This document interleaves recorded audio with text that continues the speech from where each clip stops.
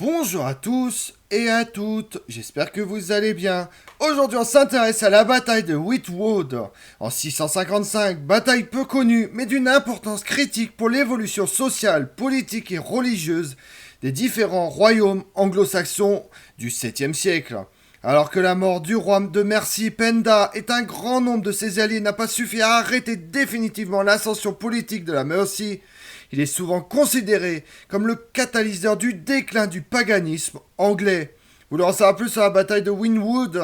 Venez avec moi. L'histoire de la Mercie avant le règne de Penda est très mal connue, faute de sources centrées sur ce royaume. À côté des chroniques, nos autres sources principales sont l'histoire ecclésiastique de Bede et l'Historia Britonum, généralement attribuée à Nennius. En tant que tel, il est important de noter que toutes nos sources sont presque chrétiennes. Bien que ce ne soit pas inhabituel, l'alphabétisation accompagne souvent la diffusion de l'Église. Cela complique le tableau du déclin du paganisme. La déclaration de l'Historcartia, selon laquelle Penda n'a pas été baptisé et n'a jamais cru en Dieu, affirmant que Dieu seul pouvait sauver la terre de son ennemi barbare et sans divinité. Et la déclaration de la chronique selon laquelle, à la mort de Penda, son armée perd une bataille. Nous sommes censés être du côté du roi chrétien Oswy de Canterbury. Nous sommes censés considérer le roi paisible Penda comme l'ennemi. La victoire d'Oswy doit être attribuée à sa foi profonde et à la ferveur de son Dieu, et cette victoire a mis fin au paganisme en Mercie. Au début du 7e siècle, le sud et l'est de l'Angleterre sont presque entièrement aux mains des anglo-saxons. Ces envahisseurs germaniques issus des Angles, des Saxons, des Jutes et des Frisons, entre autres, sont arrivés au cours du 5e siècle et ont rapidement fondé des royaumes sur les terres prises aux Bretons. La fin du 6e siècle voit l'établissement des premières dynasties royales. Athelberth de Kent épouse la princesse mérovingienne Berthe, fille du roi Caribert dans les années 580, et ses troupes sont repoussées par le roi des Saxons de l'Ouest vers 590. Au nord du Humber, deux dynasties rivales règnent sur les royaumes de Deira et de Bérénice. Le roi Ela de Deira meurt vers l'an 600, et 4 ou 5 ans plus tard, son royaume est conquis par Athelfrith de Bernice, qui devient ainsi le premier souverain de la future Northumbrie. Après les conquêtes d'Athelfrith, il épouse la fille d'Ael, tandis que le prince Edwin, fils d'Ael et rival potentiel d'Athelfrith, est contraint à l'exil. La fondation du royaume de Mercie, qui occupe la région des Midlands, est moins bien attestée que d'autres. D'après les chroniqueurs postérieurs à la conquête normande, le premier roi de Mercie est Créoda, qui monte sur le trône en 585, auquel succède Pitba, et enfin Penda, qui sera monté sur le trône en 610. Le contexte de la bataille et l'héritage de la bataille sont bien sûr beaucoup plus compliqués que cela. Les origines du conflit découlent de la transition de la suprématie politique et militaire de la Northumbrie à la Mercie. Northumbrie était devenu un royaume unique en 604, lorsque le roi Bernicia Ethelfrith a gagné le trône du royaume voisin de Deira.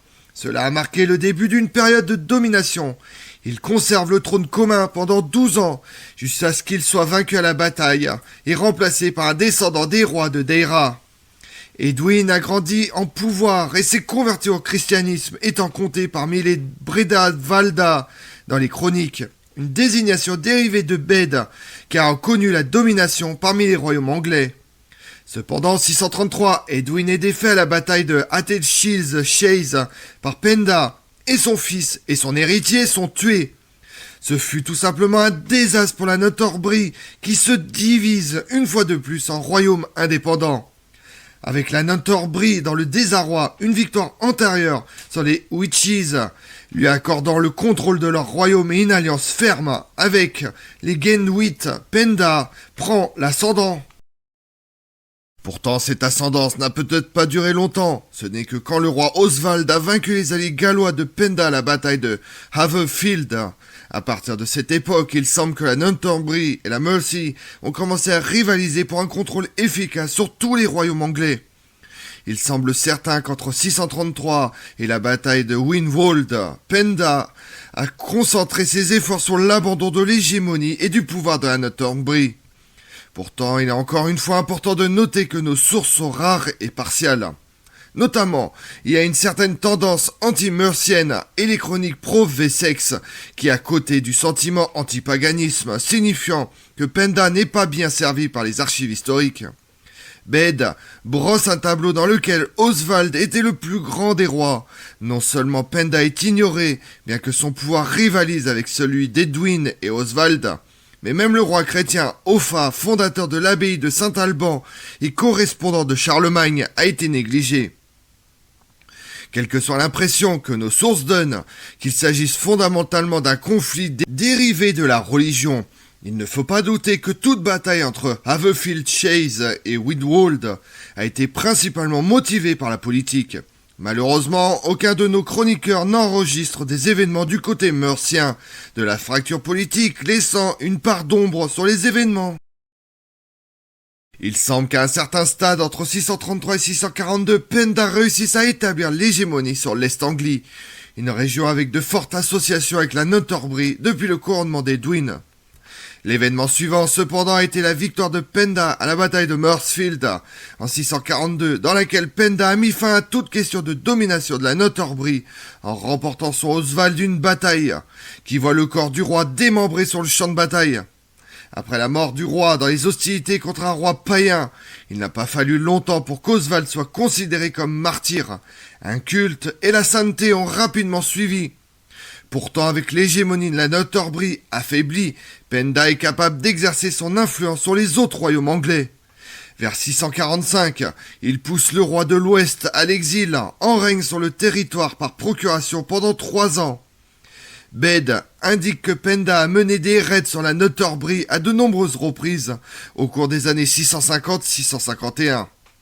En 633, Penda établit son fils comme un sous-roi sur les territoires des Midlands qui jouxtent ses propres possessions de Mercie et le royaume précédemment conquis de la Wicks. Ce territoire avait probablement été sous le contrôle de la Mercie pendant un certain temps, mais avec une cour de Mercie stable, Penda pouvait continuer à s'immiscer dans les affaires de l'Est-Anglie, culminant avec la mort du roi en 654. En 655, lors de la bataille de Wynwold, Penda rassemble des forces combinées à ceux de son nouveau royaume client, ainsi que de ses alliés gallois. Penda à la tête d'une armée que Bede considère comme énorme, beaucoup plus grande que les forces de ses adversaires. Néanmoins, Bede et l'histoire dépeignent le désespoir d'Oswy pour éviter la bataille dans ses tentatives de négocier avec Penda, qui a refusé l'offre de trésor, tandis qu'une autre source déclare que Penda a pris le trésor et l'a distribué entre ses alliés. Quoi qu'il en soit, la bataille a eu lieu près d'une rivière non identifiée, une suggestion confirmée par la déclaration de Bede, selon laquelle autant d'hommes meurent par noyade que par la violence des combats. Il semblerait que Penda ait souffert de désertion avant la bataille, réduisant énormément ses effectifs.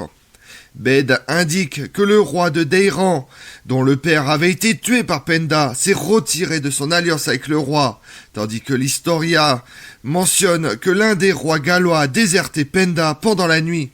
Rien n'indique que ces désertions aient influencé Penda sur le cours de la bataille, mais cela aurait néanmoins été considérablement dommageable, réduisant l'avantage numérique de Penda. Oswy a prié pour la victoire avant la bataille, en publiant un accord avec sa divinité, la victoire en échange d'une fille dédiée à une vie monastique et la création de 12 églises. La victoire reçue par les Northumbriens, aucune source ne fournit de détails sur la bataille. On sait cependant que Penda est tombé sur le champ d'honneur, tout comme le roi allié d'Est-Anglie et de nombreux autres chefs de guerre. Ainsi, la Northumbrie a pris l'ascendant sur le royaume de Mercie. En l'espace d'1 an, le roi Oswy a tué le fils aîné de Penda, qui était pourtant chrétien, établissant une hégémonie avec la religion chrétienne. Et il semble non seulement probable qu'Oswy a étendu sa politique d'établissement d'institutions religieuses dans ce nouveau territoire, où il installe les 12 églises promises. En 656, les Merciens rejettent le joug du royaume de Northumbrie, mais un autre fils de Penda peut prendre le contrôle, aussi chrétien, mais ne met pas fin à la rivalité de la Mercie et de la Northumbrie, qui dure encore une cinquantaine d'années. La Mercie est sur le chemin des 2 siècles de domination politique en tant que royaume chrétien. Ainsi, d'une manière très réelle, la mort de Penda a entraîné le déclin du paganisme anglais. Mais il ne s'est pas terminé dans un instant, comme l'impliquent les chroniques. Il s'est fait sans doute au cours des siècles suivants. Le paganisme, en tant que système de croyance, a été dans une certaine mesure absorbé par l'Église chrétienne et perd beaucoup de sa puissance. Et pendant ce temps-là, dans le monde, le 16 septembre 655, c'est la mort du pape Martin Ier, qui meurt de maladie et de privation en exil. En octobre 655, Wu Zetian, concubine de Gaozong, fait accuser l'impératrice en titre du meurtre de sa fille, étouffée dans son berceau, pour prendre la place aux côtés de l'empereur de Chine. Comme on l'a vu, au-delà de son paganisme, qui est le trait qui intéresse le plus les chroniqueurs médiévaux comme Bède le Vénérable ou l'auteur de l'Historia Britannorum, les historiens modernes préfèrent mettre l'accent sur son rôle dans le développement de l'hégémonie mercienne sur les Midlands ainsi que sur son opposition à la puissance de la Northumbrie. Il pourrait avoir empêché la fondation d'un royaume anglais sous domination de la Northumbrie dès le milieu du 7e siècle. Je vous remercie d'avoir suivi cette vidéo en ma compagnie. Si vous voulez connaître mes autres vidéos, retrouvez-moi sur ma chaîne YouTube Tout sur l'Histoire avec Damien, mais également sur les réseaux sociaux, Twitter et Instagram, Histoire Damien. Et pensez à liker, commenter et vous abonner. Je vous remercie à tous.